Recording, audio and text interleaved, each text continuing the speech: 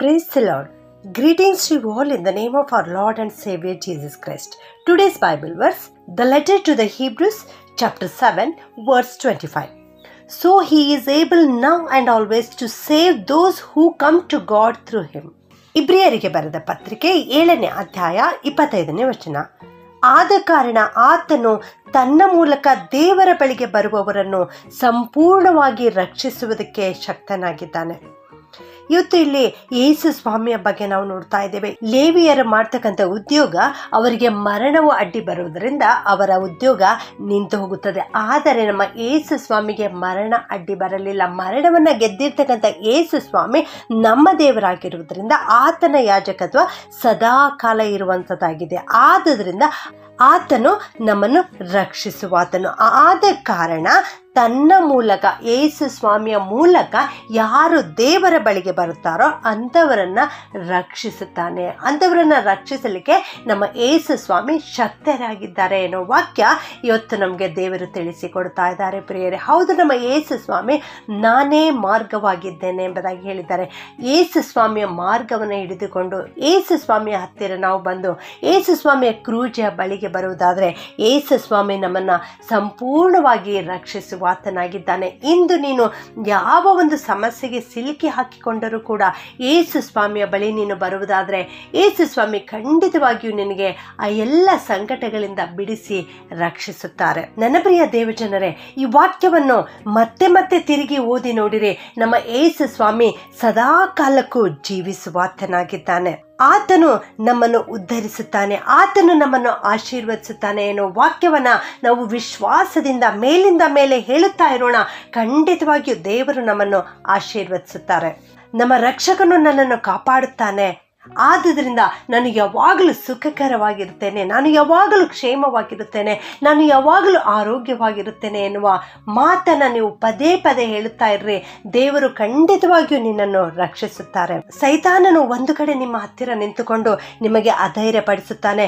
ನೀನು ಕ್ರೈಸ್ತ ಜೀವಿತವನ್ನು ಜೀವಿಸಲಿಕ್ಕೆ ಸಾಧ್ಯವಿಲ್ಲ, ನೀನು ಕ್ರಿಸ್ತನ ಮೇಲೆ ವಿಶ್ವಾಸವನ್ನು ಇಟ್ಟುಕೊಳ್ಳಲಿಕ್ಕೆ ಸಾಧ್ಯವಿಲ್ಲ, ಕ್ರೈಸ್ತರ ಮಾರ್ಗ ಕಠಿಣವಾದ ಮಾರ್ಗ, ನೀನು ಕಣ್ಣಿನ ಆಶೆ, ಶರೀರದ ಆಶೆ, ಲೋಕದ ಆಶೆ, ಬದುಕು ಬಾಳಿನ ಆಶೆ, ಇದರಿಂದ ಹೊರಬರಲಿಕ್ಕೆ ದೂರವಿರಲಿಕ್ಕೆ ಸಾಧ್ಯವೇ ಇಲ್ಲ ಎಂಬುದಾಗಿ ನಿಮ್ಮ ಹಿಂದೆ ಕಿವಿ ಮಾತನ್ನು ಊದಿ ಬಿಡುತ್ತಾನೆ. ಪ್ರಿಯರೇ, ನೀವು ಯಾಕೆ ಇಷ್ಟು ಕಷ್ಟಪಟ್ಟು ಕ್ರೈಸ್ತ ಮಾರ್ಗವನ್ನು ಅನುಸರಿಸುತ್ತೀರಿ ಎನ್ನುವಂಥ ಮಾತನ್ನು ಹೇಳಿ ನಿಮಗೆ ಅಧೈರ್ಯಪಡಿಸುತ್ತಾನೆ. ಆದರೆ ಅದೇ ಸಮಯದಲ್ಲಿ ಇನ್ನೊಂದು ಕಡೆಯಲ್ಲಿ ನಮ್ಮ ಯೇಸು ಸ್ವಾಮಿ ನಿನ್ನ ಪಕ್ಕದಲ್ಲಿಯೇ ನಿಂತುಕೊಂಡು, ನನ್ನ ಪ್ರಿಯ ಮಗನೇ, ನನ್ನ ಪ್ರಿಯ ಮಗಳೇ, ನಾನು ಜೀವ ಸ್ವರೂಪನಾಗಿದ್ದೇನೆ, ನಾನು ಸದಾ ಕಾಲಕ್ಕೂ ಜೀವಿಸುವಾತನಾಗಿದ್ದೇನೆ, ನೀನು ನನ್ನ ಬಳಿ ಬರುವುದಾದರೆ ನಾನು ನಿನ್ನನ್ನು ಸಂಪೂರ್ಣವಾಗಿ ರಕ್ಷಿಸುತ್ತೇನೆ ಎನ್ನುವ ಮಾತನ್ನು ನಮ್ಮ ಯೇಸು ಸ್ವಾಮಿ ನಮಗೆ ತಿಳಿಸಿಕೊಡುತ್ತಾ ಇದ್ದಾರೆ.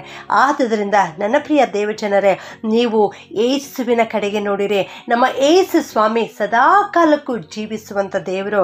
ನಮ್ಮ ಯೇಸು ಸ್ವಾಮಿ ನಮ್ಮ ಪ್ರೀತಿಯ ತಂದೆಯಾಗಿದ್ದಾರೆ. ಈ ಪ್ರೀತಿಯುಳ್ಳ ತಂದೆಯ ಕಡೆ ನೀವು ಬರುವುದಾದರೆ ಆತನು ತನ್ನ ಪ್ರೀತಿಯ ಕರೆಗಳನ್ನು ಚಾಚಿ ನಿನ್ನನ್ನು ಆಶೀರ್ವದಿಸುತ್ತಾರೆ. ತನ್ನ ಪ್ರೀತಿಯ ಕರೆಗಳನ್ನು ಚಾಚಿ ಇಂದು ನಿನ್ನನ್ನೇ ನೋಡಿ ಹೇಳ್ತಾ ಇದ್ದಾರೆ, ನನ್ನ ಪ್ರಿಯ ಮಗನೇ, ಹೆದರಬೇಡ, ನಾನು ನಿನ್ನನ್ನು ಸಂಪೂರ್ಣವಾಗಿ ರಕ್ಷಿಸುತ್ತೇನೆ ಎಂಬುದಾಗಿ. ಈ ಸಂಪೂರ್ಣವಾಗಿ ರಕ್ಷಿಸುತ್ತೇನೆ, ಸದಾ ಕಾಲಕ್ಕೂ ನಿನ್ನ ಜೊತೆ ಇರುತ್ತೇನೆ ಎನ್ನುವಂಥ ಈ ಮಾತನ್ನು ಸ್ವಲ್ಪ ಆಲೋಚನೆ ಮಾಡಿ ನೋಡೋಣ. ಈ ಲೋಕದಲ್ಲಿ ಒಂದು ಮಗು ಹುಟ್ಟಿದೆ ಎಂದರೆ ಆ ಮಗುವಿಗೆ ಪರಾಂಬರಿಸಲಿಕ್ಕೆ ತಂದೆ ತಾಯಿಗಳು ಜೊತೆ ಇರುತ್ತಾರೆ, ಸಹೋದರ ಸಹೋದರಿಯರು ಜೊತೆಗಿರುತ್ತಾರೆ, ಶಾಲಾ ಕಾಲೇಜುಗಳಿಗೆ ಹೋದರೆ ಅಲ್ಲಿ ಸ್ನೇಹಿತರು ಜೊತೆ ಇರ್ತಾರೆ. ಆದರೆ ಕೊನೆಯವರೆಗೆ ಬರುವವರು ಯಾರೂ ಇರುವುದಿಲ್ಲ ಪ್ರಿಯರೇ. ಹೆತ್ತವರಿಗೆ ವಯಸ್ಸಾದಾಗ ಅವರು ಕರ್ತನಲ್ಲಿ ನಿತ್ಯ ಹೋಗುತ್ತಾರೆ. ಸಹೋದರ ಸಹೋದರಿಯರು ಮದುವೆ ಮಾಡಿಕೊಂಡು ತಮ್ಮ ಕುಟುಂಬವನ್ನು, ತಮ್ಮ ಜೀವಿತವನ್ನು ನೋಡಿಕೊಂಡು ಬೇರೆ ಕಡೆಗೆ ಹೊರಟು ಹೋಗುತ್ತಾರೆ. ಸ್ನೇಹಿತರು ಇಂದು ಇರಬಹುದು, ನಾಳೆ ಇರುವುದಿಲ್ಲ. ಆದರೆ ಕೊನೆಯವರೆಗೂ ನಮ್ಮ ಜೊತೆ ಇರುವವರು ಯಾರು? ಇದನ್ನು ಸ್ವಲ್ಪ ಆಲೋಚನೆ ಮಾಡಿ ನೋಡೋಣ. ಒಬ್ಬ ಕವಿ ಈ ರೀತಿ ಹೇಳ್ತಾನೆ, ಮನೆಯವರೆಗೆ ನೆಂಟರು, ಬೀದಿವರೆಗೆ ಪತ್ನಿ, ಕಾಡಿನವರೆಗೆ ಮಕ್ಕಳು, ಆದರೆ ಕಡೆಯವರೆಗೆ ಯಾರು ಎನ್ನುವ ಪ್ರಶ್ನೆ ಮೂಲಕ ತನ್ನ ಕವಿತೆಯನ್ನು ಮುಗಿಸುತ್ತಾನೆ. ಅವನಿಗೂ ಇದರ ಉತ್ತರ ದೊರೆಯಲಿಲ್ಲ. ಹೌದು, ಕೊನೆಯವರೆಗೆ ನಮಗೆ ಯಾರೂ ಇರುವುದಿಲ್ಲ, ಕೇವಲ ಯೇಸು ಸ್ವಾಮಿ ನಮ್ಮ ಪ್ರೀತಿಯ ತಂದೆ ನಮ್ಮ ಜೊತೆಗೆ ಇರುವಾತನಾಗಿದ್ದಾನೆ. ಯೇಸು ಸ್ವಾಮಿ ಇವತ್ತು ನಿನ್ನನ್ನು ನೋಡಿ ಹೇಳ್ತಾ ಇದ್ದಾರೆ, ನಾನು ಯುಗದ ಸಮಾಪ್ತಿಯವರೆಗೂ ಎಲ್ಲ ದಿವಸ ನಿನ್ನ ಸಂಗಡ ಇರುತ್ತೇನೆ ಎಂಬುದಾಗಿ. ಆದ ಕಾರಣ ನನ್ನ ಪ್ರಿಯ ದೇವಜನರೇ, ಇಂದಿನ ವಾಕ್ಯದ ಪ್ರಕಾರ ನೀವು ಆತನ ಬಳಿಗೆ ಬರುವುದಾದರೆ ಆತನು ನಿನ್ನನ್ನು ಸಂಪೂರ್ಣವಾಗಿ ರಕ್ಷಿಸುತ್ತಾನೆ. ನಮ್ಮ ಯೇಸು ಸ್ವಾಮಿ ಸದಾ ಕಾಲಕ್ಕೂ ಏಕ ರೀತಿಯಾಗಿರುವ ದೇವರಾಗಿದ್ದಾರೆ, ಸದಾ ಕಾಲಕ್ಕೂ ಇರುವಂಥ ದೇವರಾಗಿದ್ದಾರೆ. ಮಾರ್ಪಡದಂಥ ದೇವರು ನಮ್ಮ ದೇವರಾಗಿದ್ದಾರೆ. ನಿನ್ನೆ ಈ ಹೊತ್ತು ನಿರಂತರವೂ ಎಂದೆಂದಿಗೂ ಏಕ ರೀತಿಯಾಗಿರೋ ದೇವರು ನಮ್ಮ ದೇವರಾಗಿದ್ದಾರೆ. ಆತನು ಇಂದು ನಿನ್ನನ್ನು ನೋಡಿ ಹೇಳ್ತಾ ಇದ್ದಾರೆ, ನಾನು ನಿನಗೆ ಮಾರ್ಗ ನಡೆಸುತ್ತೇನೆ, ನಾನು ನಿನಗೆ ಸಂಪೂರ್ಣವಾಗಿ ರಕ್ಷಿಸುತ್ತೇನೆ ಎಂಬುದಾಗಿ. ಆದ್ದರಿಂದ ನನ್ನ ಪ್ರಿಯ ದೇವಜನರೇ, ಯೇಸು ಸ್ವಾಮಿಯ ಬಳಿಗೆ ನೀನು ಬರುವುದಾದರೆ ಯುಗದ ಸಮಾಪ್ತಿಯವರೆಗೂ ಯೇಸು ಸ್ವಾಮಿಯವರು ನಿನ್ನ ಜೊತೆಗಿದ್ದು ನಿನ್ನನ್ನು ಕೈ ಹಿಡಿದು ನಡೆಸುತ್ತಾರೆ. ಪ್ರಾರ್ಥನೆ ಮಾಡಿಕೊಳ್ಳೋಣ. ಪ್ರೀತಿಯ ಪರಲೋಕದ ತಂದೆಯಾದ ದೇವರೇ, ನಿಮಗೆ ಸ್ತೋತ್ರ ಉಂಟಾಗಲಿ ಕರ್ತನೆ. ನೀನು ಸದಾ ಕಾಲಕ್ಕೂ ಜೀವಿಸುವ ಆತನು ಸ್ವಾಮಿ, ನಿನಗೆ ಸ್ತೋತ್ರ.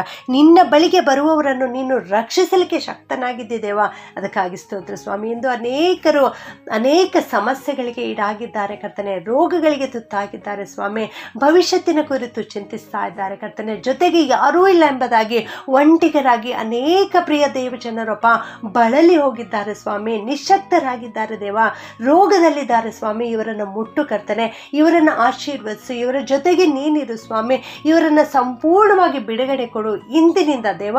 ಇವರ ಕೈ ಹಿಡಿದು ನಡೆಸಬೇಕಾಗಿ ಯೇಸುವಿನ ನಾಮದಲ್ಲಿ ಬೇಡುತ್ತೇನೆ ತಂದೆಯೇ, ಆಮೆನ್.